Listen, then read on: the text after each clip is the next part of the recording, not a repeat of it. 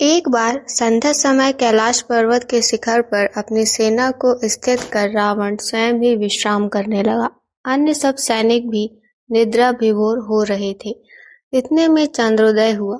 महापराक्रमी रावण उठकर पर्वत शिखर पर बैठकर चंद्रमा की प्रभा और वृक्षों के कारण वर्धित कैलाश पर्वत की शोभा देखने लगा, जहाँ से कुबेर के भवन में गान करती हुई अप्सराओं की मधुर ध्वनि भी श्रवण गोचर हो रही थी।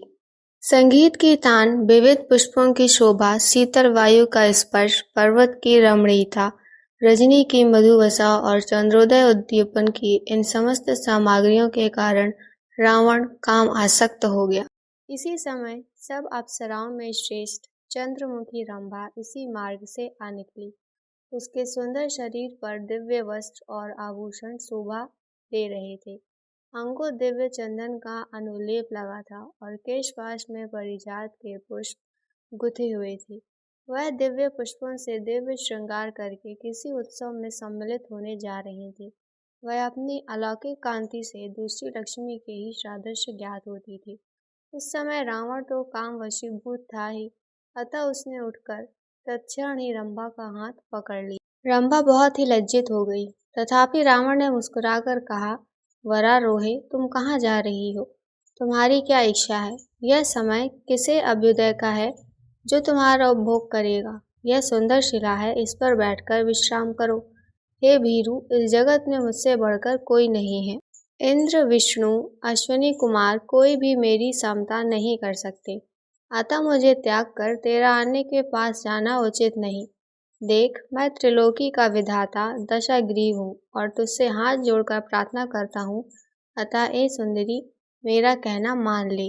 रावण के ऐसे वचन सुन रंभा कांप उठी। उसने हाथ जोड़कर कहा, राक्षस राज, आप मुझ पर प्रसन्न होइए, मुझ पर कृपा कीजिए।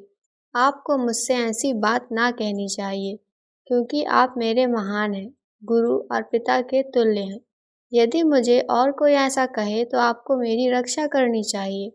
मैं धर्मता आपकी पुत्र वधू हूँ, यह आपसे सत्य कह रही हूँ। मैं इस समय आपके भाई कुबेर के पुत्र नल कुबेर की सेवा में जा रही हूँ और इस कार्य में विघ्न ना करें। मुझे त्याग कर सज्जनों के मार्ग पर चलिए। रावण ने कहा, रंभे, तुम अपने को मेरी पुत्र वधू क्यों बता रही हो? यह विचार तो उस स्त्री के लिए आता है जो किसी एक पुरुष की पत्नी हो।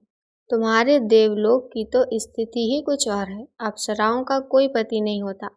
ऐसा कह उस निशाचर ने बलपूर्वक रंभा को उस शिला पर बैठा लिया और काम आसक्त होकर उसका उपभोग किया। पश्चात उस अप्सरा को उसने छोड़ दिया। वह भय कंपित हो नल कुबेर के पास चली गई और हाथ जोड़कर उसके चरणों में गिर पड़ी। नल कुबेर ने कहा, कल्याणी, यह क्या बात है? तुम मेरे पैरों पर क्यों गिर रही हो? वह थर थर कांप रही थी।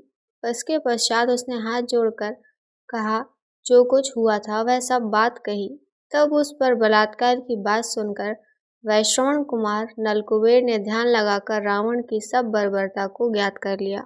उसके नेत्र क्रोध से लाल हो गए। उन्होंने तत्क्षण सविधि आचमन कर हाथ से जल ले राक्षसेंद्र रावण को यह भयंकर श्राप दिया कि हे भद्रे, स्त्री की इच्छा न रहने पर यदि काम पीड़ित होकर किसी स्त्री पर अत्याचार करेगा तो उसका सिर के 7 टुकड़े हो जाएंगे। नल कुबेर के इस श्राप को जब रावण ने सुना, तब से उसने अकामा स्त्रियों पर बलात्कार करना त्याग दिया।